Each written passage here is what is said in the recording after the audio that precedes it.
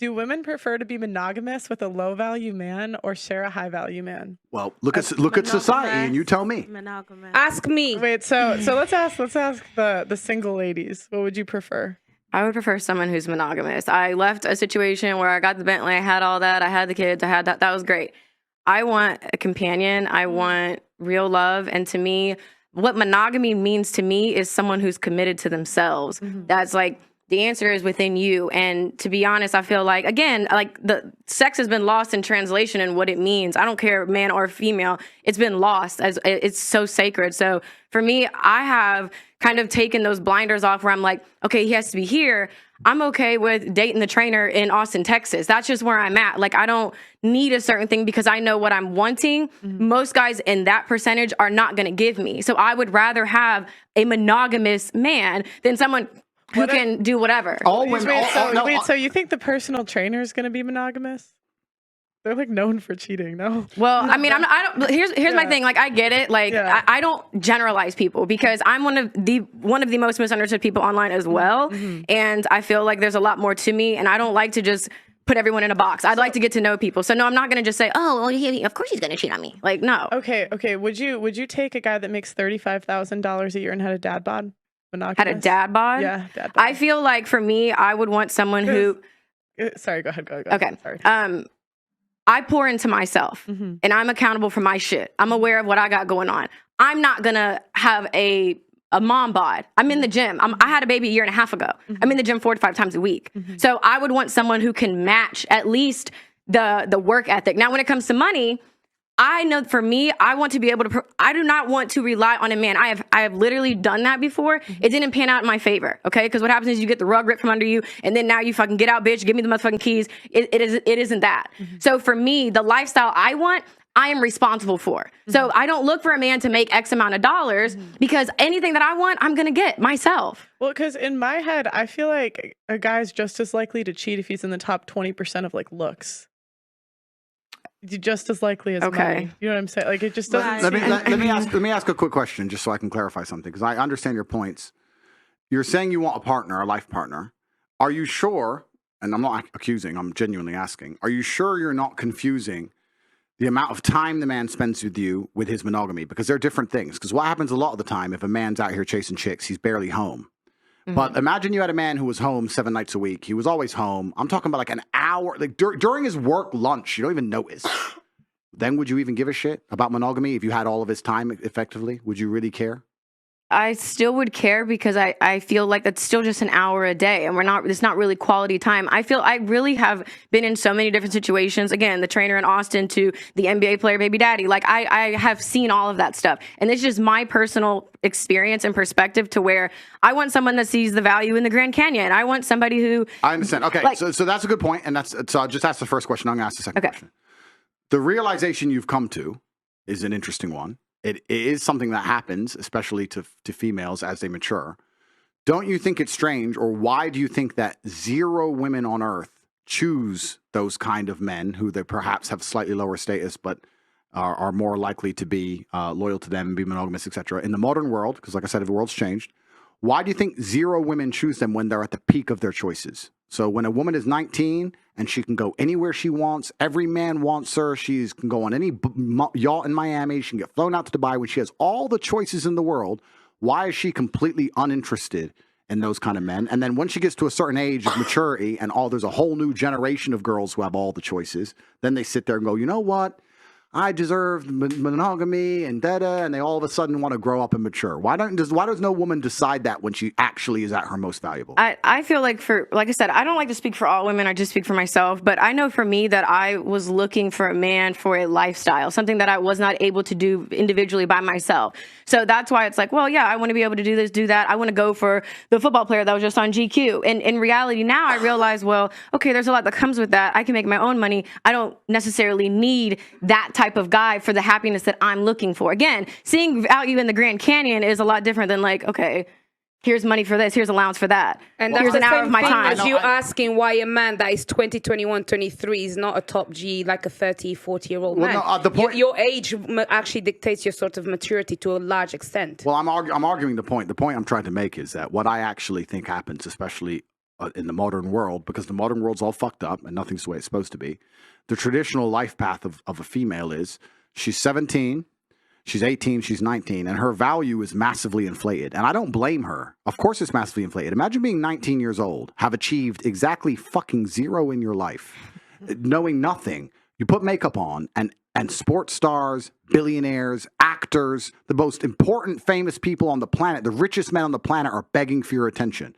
The ego you're going to develop, let's all be honest, right? The ego you're going to develop is going to be monu-fucking-mental. I'm special, I'm so gorgeous, all this bullshit, right? And then what happens as they grow older, as new generations come along, because the truth is most women are at their peak attraction, let's say in their early 20s. As they grow older, what women become is far more fearful of competition. This is why you'll see a woman who's a bit older go, oh, I really want monogamy. What she's scared of is her dude getting a 21-year-old. That's what she's fucking scared of. She may not know it. She may not say it. But basically, that's what the truth is, because she knows a 21-year-old is going to be more desirable, higher status, more fertile. That's what she's scared of. Cheating is bad when you're 30 or 27. So no, but it's not about that. I'm telling you the shift in the female mentality, because when a female is 20, she doesn't give a fuck about any of this. She doesn't want to find the nice man. Now she's trying to, like you're saying, chasing a lifestyle, chasing Mr. Promiscuous, chasing Mr. Famous. Doesn't give a shit until she starts getting scared. Oh, shit. Oh, my age begins with 3 now. And then they change. Their mentality changes. It's a fear element. That's the reality. And it's a biological fear element. I'll give you an example of it. You know what's amazing about humans? We are still very primal. When men like these two and me, when we walk through the mall, people just move. It's like you can sense when the big animals turn up, right? It's something amazing about humans.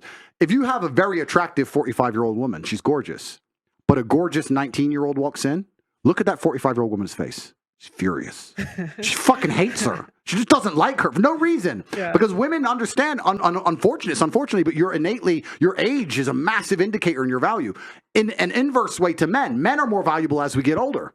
Every woman knows that. Every woman will sit here and go, yeah, I want a man who's older than me. Of course. But if I say it the other way around, I'm misogynistic. It's just the reality of the world. So then we have to go into the other point. The point is this. When you were at your peak value, you had zero interest in monogamy. But then you find a man who's 35 at his peak value.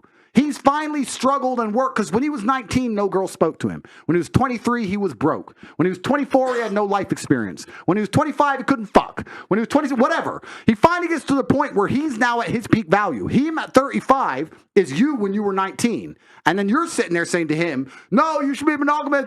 It's like, well, you fucking weren't. You did whatever you wanted in your peak. Now I'm finally got there. And I had to work for my shit. God gave you. God and L'Oreal gave you. I had to fucking struggle. I had to go through hell to get on this yacht. You got on the yacht with an Instagram DM. I had to buy it. And now you're telling me I need to fucking settle down and behave and grow up? Fuck you. Because it's bullshit. You're assuming that the journey is a man that starts with nothing to something, because there's a lot of men that is have exactly the journey of every man on earth. We are born without value. Do you think so there's specificity in that. Can I just because that's not how it should be for everybody, and that's not how it is for everybody, and not for every woman either as well, may I just say. Can I ask Brittany something, please? Then you've learned in the past. Mm-hmm. And now you want to find someone to settle down. With hindsight now, would you have reversed it and started young, looking for someone to settle down with, looking for those values that now you know? I'm talking that with hindsight. Okay, well, I actually, from 18 to 22, I was in a relationship. I've always actually been a lover girl, despite what I put out online for, I've never seen you online. Yeah, that's fine. Well, that's even better. I have always wanted one person, and I feel like I was so delusional in thinking that, oh, I'm like you said, like I have value, I'm beautiful, I'm this, I'm at my peak. Like, why wouldn't you want to be with me? So going into these relationships, or just like, just people, my goal was always to get commitment. Like, I'm giving you my time, I'm pouring into you because I want commitment. And the reality is I'd never really understood my value. So I was going through guys, giving up sex, doing this, and it didn't make sense. So I believe in, I stand on everything I do. I don't do apology tours. It is what it is. And I think that's where I feel like when they talk about women being delusional and all these other things, it is true. Because what you have to understand is that there are repercussions to your decisions, which is fine. So then you're talking about, okay, well, I want this type of guy, I want this, that, and that. You're talking about maybe monogamy. That's 3 to 5% of animals are monogamous. I think that's what it is, right? So your window is really, really small for what you're looking for. And even to go on to the point you said where you were talking about, it's like a subconscious fear. I think it's like for me, I feel like if it was more of a fear, I would have just stayed in my situation. Like it wouldn't have made sense. Like, I mean, that was my first kid. I thought I waited and did it right. I left because I believe it. There's something else on my heart when it comes to love, and I'm just gonna have to trust that. And if that means being alone, having a dog, I have to take that chance because the Bentley, the ring, the house, and still getting, again, deceived, right? Disrespected, because deceit is disrespect, right? So I cannot settle for that. I can't suck a dick and shut up. And that is where a lot of people don't like my views and what I represent because it is something new. I don't know how it's going to fucking end. I don't know what's going to happen. What would you tell your 17, if you had to what would you tell your 17-year-old self, knowing what you know now? Looking back and you had to meet yourself at 17, what would you tell what would you tell yourself? Like, lock it down and wait for the right man, don't have sex. What would you tell your 17-year-old self? That the answers aren't outside of you, because I feel like I'd always look for men to answer all of my questions that I've ever had. I thought when I had a man, it would complete me. And I feel like too, especially with like my dad not being in my life, you look for somebody to guide me. Like, so that's where for me, I put too much value in someone else having the answers for me. So that's why I'm really big on accountability. So I would just tell myself, like, to be patient, to take your time, because I was always quick. Oh, let's try to get in a relationship. Like, we weren't even compatible. There's a lot of just not compatible factors. So I feel like for me, it would be to slow down and to really get to know people instead of just blindly banking on potential that most likely will never be tapped into, or selling myself short because there's a fear of, well, I don't know, this could be the best that I could get. I might as well just shut up and suck a dick. And that's what I meant about women nowadays, because exactly what you'd be telling your 17-year-old self is what happened back in the day. So when I'm repeating these things, I'm going, oh, you're old-fashioned. But it seems like women do what they like, and then they hit a certain age and say, oh, well, I've got to settle. But it's not settling. You're just getting whatever you can. You know, or whatever you deserve. You know what? Because Auntie? if you think back now, you'd be telling people now, rather than say that Auntie's old-fashioned or Auntie don't know what she's talking about, look what she be telling her 17-year-old self, which ain't nothing that I ain't already said. Yeah, because that's fine. really and truly, You know what, really and truly, let me finish. Because what I've always said, and you can check, I'm an older version of you. So where you've been, I've already been on up come back. So that's why I asked you, what would you tell your 17-year-old self? Because me telling you is, I'm telling my 30-year-old self. Do you understand where I'm coming from? So it's not that I'm old-fashioned. It's just that women hit a certain age and then realize, oh my God, it wasn't that old-fashioned. You know, it works because it does. But there's no point in waiting till you're a certain age to start thinking about it. You know, even if you're like, you hold your own accountability. So it's like if you meet somebody and they were like 17, 18 and you saw them acting a certain way, they ask you for advice, you wouldn't say, do as I do. You say, listen, this is what happened to me. And this is what I thought. And what I recommend you do is blah, blah, blah. Am I right or am I wrong? If they ask you for your advice. No, I totally get what you're saying. Like, I totally agree with that. I think that no matter what you decide to do, you have to accept whatever repercussions come behind that. So any advice that I give to anybody is do what you want, but just know there are repercussions, good, bad, or indifferent, that are going to come behind it. So, I mean, and I think that's just where I'm at. I don't even think it's like an age thing. I think it's like, in reality, I have a son, and you really start asking yourself questions. And again, I hate that it took having a child to really look into my life and call myself out on my bullshit. So but if you got pregnant earlier, if you got pregnant at 18, 19, would it? I was always on birth control. Okay. I was on birth control for a decade. I got off birth control because the person I was with wanted to have a baby. Okay. So again, I thought I did it right. Clearly not, because I wasn't married, but it still didn't work out because it just wasn't my guy. So that's where I just think, like, even if I still would have taken it slow, there just were a lot of people that just were genuinely not my person, and that's okay.